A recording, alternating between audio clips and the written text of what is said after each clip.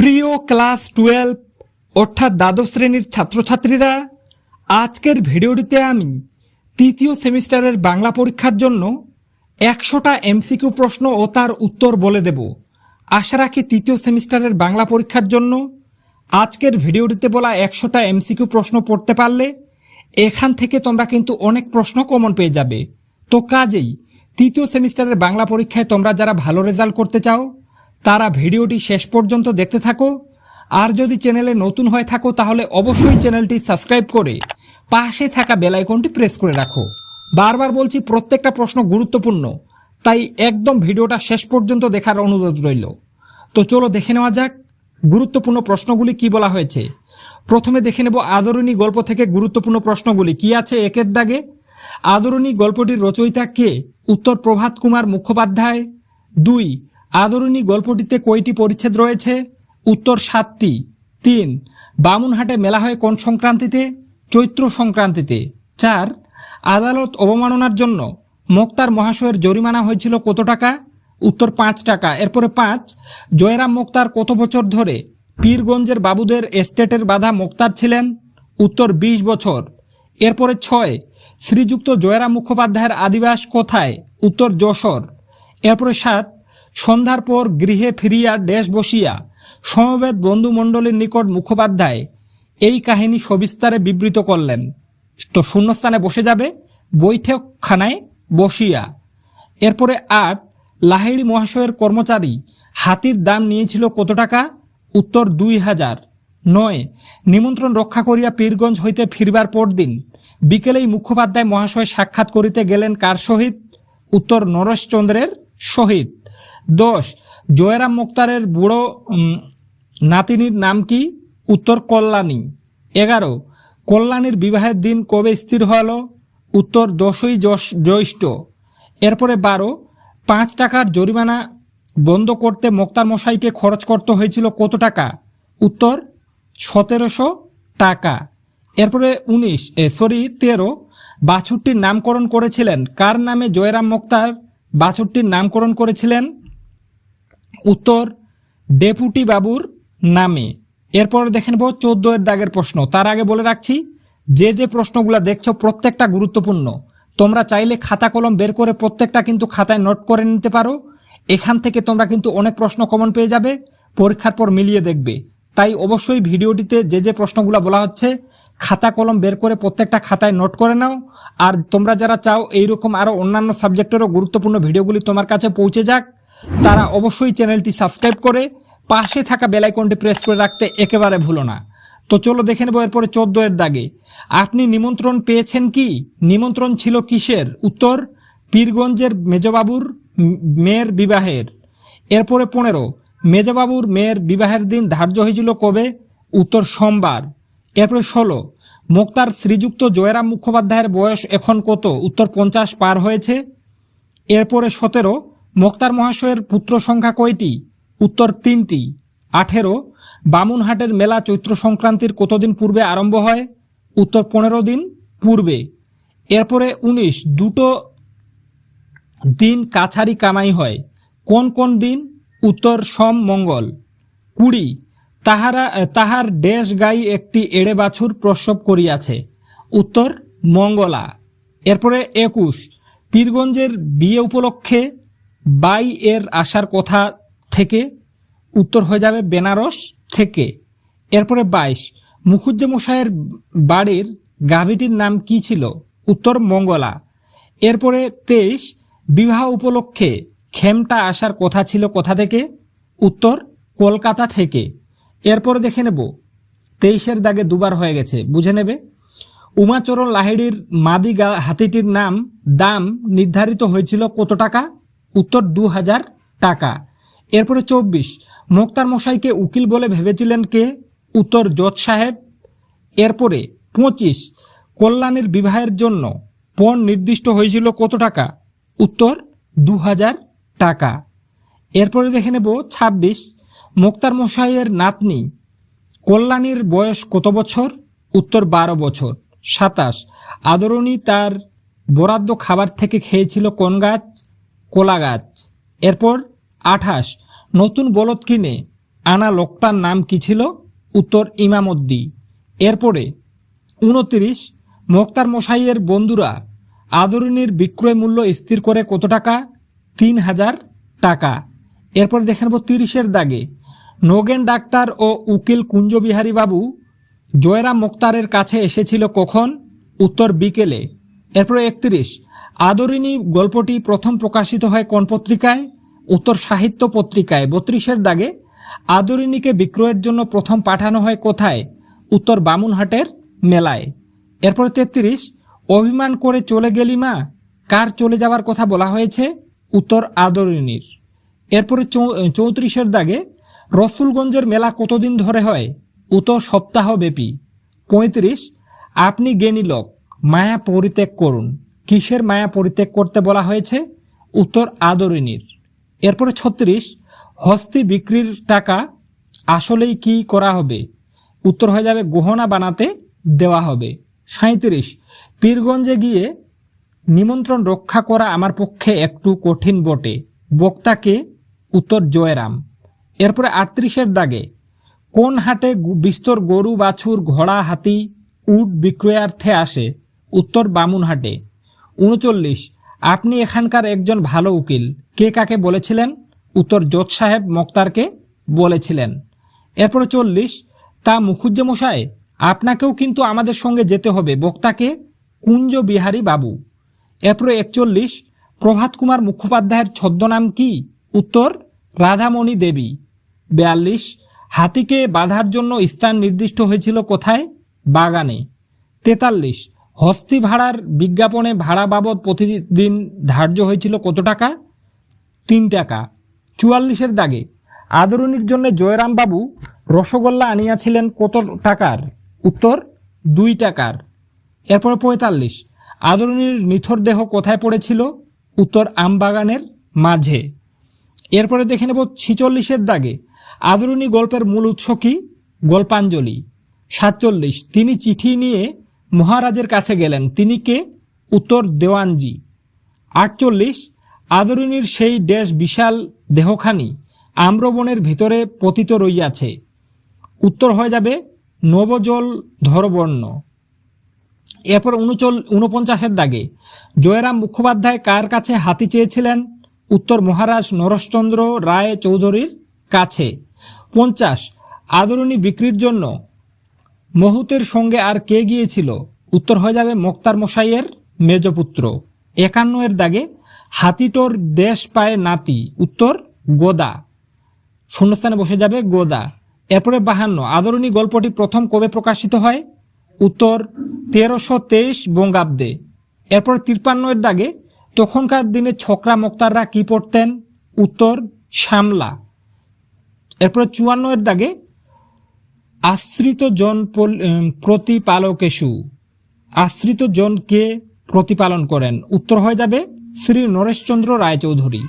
এরপরে 55-এর দাগে, আজ আবার আদরিনী মেলায় যাইবে, আদরিনী কোন মেলায় যাবে? উত্তর রসুলগঞ্জের মেলায়। এরপরে 56-এর দাগে, এখানে এখন প্রথম মোক্তারি করতে আসেন, তখন এদিকে ড্যাশ খোলে নাই, উত্তর রেল। এরপরে 57-এর দাগে, আমি ড্যাশ বেঁধে একটি থেলো হুকু হাতে করে লোকজনের অভ্যর্থনা করব, উত্তর হয়ে যাবে মাথায় একটা পক। এরপরে 58-এর দাগে, কত টাকা হলে কল্যাণীর বিবাহটি হতে পারত? উত্তর 2500 টাকা। এরপরে দেখে নেব 59-এর দাগে, বাড়ির বালকেরা ইহাতে অত্যন্ত ক্রুদ্ধ হইয়া উঠিল, বাড়ির বালকদের ক্রোধের কারণ কি? উত্তর পাড়ার বালকেরা সুর করে কোড়া কেটেছিল বলে। এরপরে 60-এর দাগে, ভৃত্য সেই হাড়ি হাতে করিয়া আসিয়া দাঁড়াইল, কিসের হাড়ি? উত্তর রসগোল্লার।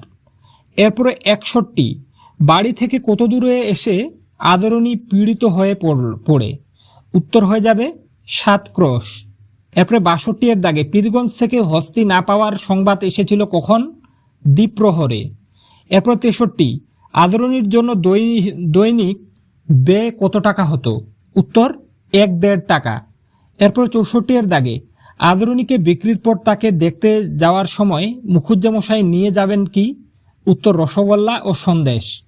এরপর 65, বামুনহাট থেকে রসুলগঞ্জের দূরত্ব কতটা? 10 ক্রস। এরপরে 66, আদরণীকে ভাড়া দিয়ে আয় হয়েছিল কত টাকা? উত্তর 15-20 টাকা। এরপর 67 এর দাগে, ডাগর চক্ষু দুইটি জলে পূর্ণ হইয়া গেল, মোক্তারবাবুর চোখ জলপূর্ণ হওয়ার কারণ কি? উত্তর জজের প্রশংসা। এরপরে দেখে নেব গুরুত্বপূর্ণ কবিতা ধর্ম থেকে তোমরা যে যে প্রশ্নগুলা পড়বে। তো এরপরে দেখে নেব কবিতার প্রশ্ন ধর্ম থেকে যে যে প্রশ্নগুলা পড়বে। একের দাগে, ধর্ম কবিতাটি কার লেখা? উত্তর শ্রীজাতের লেখা। 2, কবির মানুষকে কোন পথে থাকতে বলেছিলেন? উত্তর সত্যের পথে। 3, ধর্ম কবিতাটির মূল গ্রন্থের নাম কি? উত্তর অন্ধকার লেখাগুচ্ছ। 4, শ্রীজাতের লেখা অন্ধকার লেখাগুচ্ছ কাব্যগ্রন্থের কত সংখ্যক কবিতা আমাদের পাঠ্য হিসেবে গৃহীত? উত্তর 14 সংখ্যক। এরপরে দেখে নেব 5 এর দাগে, ধর্ম কবিতাটি কোন ধরনের কবিতা? উত্তর সনেট বা চতুষ্পদী কবিতা। এরপরে 6, কবি শ্রীজাত তার সম্পূর্ণ নাম কি? শ্রীজাত বন্দ্যোপাধ্যায়। এরপরে 7, ভ্যান গোগের ধর্ম ছিল উন্মাদনা, ভ্যান গোগ কে ছিল? উত্তর চিত্রশিল্পী। 8, কবি শ্রীজাত আনন্দ পুরস্কার পান কোন বইয়ের জন্য? উত্তর উড়ন্ত সব জোকার। এরপরে 9, কবি শ্রীজাত ধর্মের নামে দখলদারিকে কি বলেছিলেন? উত্তর প্রতিষ্ঠানের প্রতি আনুগত্য। এরপরে 10, বাংলা ভাষায় প্রথম সনের রচনা করেন কে? উত্তর হয়ে যাবে মাইকেল মধুসূদন দত্ত। এরপরে 11 এর দাগে, আব্দুল করিম খাঁ কোথায় জন্মেছিলেন? উত্তর উত্তরপ্রদেশ। 12, সমস্ত ধর্ম কোথায় থাকে বলে ধর্ম কবিতায় কবি বলেছেন? উত্তর একই গ্রহে। 13, নতুন পতাকায় ধর্মকে চিহ্নিত করেছিলেন কে? উত্তর লেনিন। এরপরে 14, দিগন্ত প্রেরণা কার ধর্ম ছিল? উত্তর আইনস্টাইনের। এরপরে 15 এর দাগে, ধর্ম প্রথম কোন মাধ্যমে পাঠকের কাছে আসে? ফেসবুক মাধ্যমে। এরপরে 16 এর দাগে, পাঠ্য কবিতা অনুসারে গান কার ধর্ম ছিল? উত্তর আব্দুল করিম খায়ের। এরপরে 17 এর দাগে, অন্ধকার লেখাগুচ্ছ প্রকাশিত হয় কবে? উত্তর 2015 সালে। এরপর দেখে নেব 18 এর দাগে, আগুনের ধর্ম আজও ড্যাশ, উত্তর হয়ে যাবে ভস্মের চরিত। এরপরে 19, ধর্ম কবিতাটির আক্ষরিক অর্থ কি? উত্তর ধারণ করা। 20, দিগন্ত প্রেরণ কথাটি ধর্ম কবিতায় কি অর্থে ব্যবহৃত হয়েছে? নব নব আবিষ্কারের চেষ্টা। এরপরে 21, ভ্যান গোগের ধর্ম কি ছিল? উত্তর উন্মাদনা আঁকা। 22, কবিরের লেখাগুলি কি নামে পরিচিত? উত্তর দোহা। এরপরে 23 এর দাগে, ধর্ম কবিতায় চরণ সংখ্যা কয়টি? উত্তর 14টি। 24, শুধু না থামা কখনো কার ধর্ম ছিল? থেমে না যাওয়া, উত্তর বাতাসের। এরপর 25, ভ্যান গোগের পুরো নাম কি? Vincent William Gogh. এরপরে 26, নতুন পতাকা বলতে কবিতায় কি বোঝানো হয়েছে? নতুন দিনের সূচনা। এরপরে 27, এত এত ধর্ম কিন্তু একই গ্রহে থাকে। এত এত ধর্ম বলতে কবি কোন বিষয়কে বুঝিয়েছেন? উত্তর প্রতিষ্ঠানকে। এরপরে 28, এ ওকে সে তাকে আরও জায়গা করে দেয়, কিসের কথা বলা হয়েছে? উত্তর নানান ধর্মের।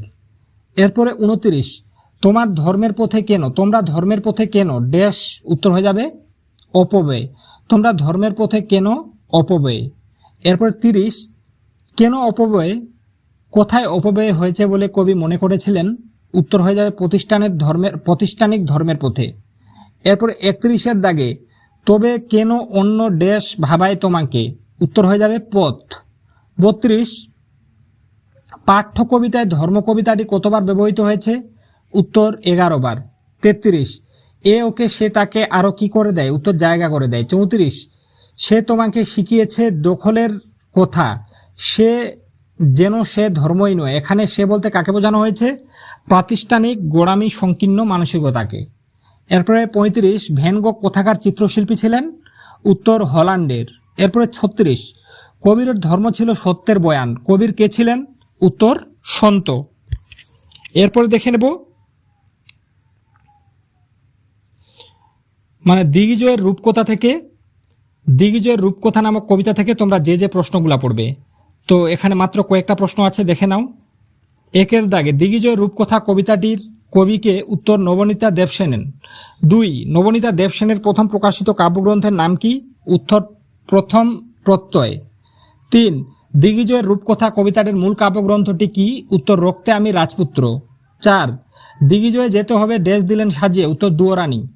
5 আকাশে পুষ্পক আর সপ্তডিঙ্গা সাজে সিন্ধু জলে, পুষ্পক কি? উত্তর রথ। 6 নিশ্চিত পৌঁছবেও সেই তৃষ্ণাহর দ্বীপে ড্যাশ দ্বীপে, উত্তর হয়ে যাবে খরজুরের দ্বীপে। 7 দিগ্বিজয়ের রূপকথা একটি কি ধরনের কবিতা? রূপক কবিতা। 8 দিগ্বিজয়ে যাওয়ার জন্য সরঞ্জাম ছিল কয়টি? 2টি। 9 রাজপুত্রের আশীর্বাদী 2টি সরঞ্জাম ছিল কি কি? উত্তর বিশ্বাস ও ভালোবাসা। 10 কবিতার রাজপুত্রের আড়ালে যার কথা বলা হয়েছে সে কে? উত্তর একজন নারী। এরপরে 11 রক্তে আমি রাজপুত্র, তাকে কোথায় যেতে হবে? উত্তর দিগ্বিজয়ে। 12 দিগ্বিজয়ে যাওয়ার প্রথম সরঞ্জামটি কি ছিল? উত্তর জাদু অশ্ব। 13 দিগ্বিজয়ে যাওয়ার দ্বিতীয় সরঞ্জামটি কি ছিল? উত্তর একটি তরবারি। এরপর 14 তার নাম রেখেছি ড্যাশ, উত্তর বিশ্বাস। 15 এই হৃদয়ের খাপে ভরা মন্ত্রপুত আশি শানিত ইস্পাতখণ্ড, কি সম্পর্কে কবি এই মন্তব্য করেছেন? উত্তর ভালোবাসা। 16 দিগ্বিজয়ের রূপকথা কবিতায় জননীকে? উত্তর দুঃখিনী। এরপরে 16 এর দাগে দিগ্বিজয়ে যেতে কবি যে সমস্ত সরঞ্জামের কথা বলেছেন তার সঠিক ক্রমটি কি? উত্তর হয়ে যাবে কবচ, কুণ্ডল, ধনুক, ত্রিনীর, তারপর হচ্ছে শিরস্ত্রাণ। এরপরে 18 এর দাগে কিছুই ছিল না, কি ছিল না? উত্তর হয়ে যাবে কবচ, কুণ্ডল, ধনুক, ত্রিনীর, শিরস্ত্রাণ। এরপরে 19 এর দাগে কিছুই ছিল না, শুধু কি ছিল? উত্তর আশীর্বাদে 2টি সরঞ্জাম। 20 রাজপুত্রের প্রমাণ কিসে? উত্তর রক্তে। 21 এর দাগে দুয়োরানী দিলেন সাজিয়ে, দুয়োরানী বলতে কবি কি কাকে বুঝিয়েছেন? উত্তর দুঃখিনী জননীকে। এরপরে দেখে নেব 22 এর দাগে নিশ্চিত পৌঁছব সেই তৃষ্ণাহর খরজুরের দ্বীপে, উদ্ধৃতাংশে তৃষ্ণাহর শব্দের অর্থ কি? উত্তর হয়ে যাবে তৃষ্ণা নিবারণকারী। এরপর 23 এর দাগে হলেনি বা দুঃখিনী জননী, হলেনি বা দুঃখিনী জননী, জননী দুঃখিনী কারণ কি? উত্তর জননী অনাহারী। তো বন্ধুরা আজকের ভিডিওটিতে যে কয়েকটা এমসিকিউ প্রশ্ন বললাম প্রত্যেকটা রেডি করতে পারলে এখান থেকে অনেক প্রশ্ন কমন পেয়ে যাবে। এখান থেকে আরও আমি অনেক প্রশ্ন বলতে চেয়েছিলাম, কিন্তু এমনিতেই ভিডিওটা অনেক বড় হয়ে গেছে। প্রত্যেকটা প্রশ্ন যদি আরও নিয়ে আলোচনা করি তাহলে কিন্তু ভিডিওটা আরও অনেক বড় হয়ে যাবে। তার জন্য আমি আগামী 2-1 দিনের মধ্যে তোমাদের বাকি যে গল্প, কবিতা, নাটক এবং ভাষা অংশ ও সাহিত্যের ইতিহাস থেকে যে প্রশ্নগুলো থাকলো নেক্সট ভিডিওতে সেই প্রশ্নগুলো নিয়ে আলোচনা করব। আগামী 2-1 দিনের মধ্যে সেই ভিডিওটা আসবে। সেই ভিডিওটাও যাতে সবার আগে তোমার কাছে পৌঁছে যায় তার জন্য তোমরা চ্যানেলটি সাবস্ক্রাইব করে পাশে থাকা বেল আইকনটি প্রেস করে রাখতে একেবারে ভুলো না। তো আজকে পর্যন্তই, দেখা হবে নেক্সট কোনো ভিডিওতে। বারবার বলছি নেক্সট ভিডিওটা 2-1 দিনের মধ্যে আসবে, তার জন্য অবশ্যই তোমরা চ্যানেলটি সাবস্ক্রাইব করে পাশে থাকা বেল আইকনটি প্রেস করে রাখো।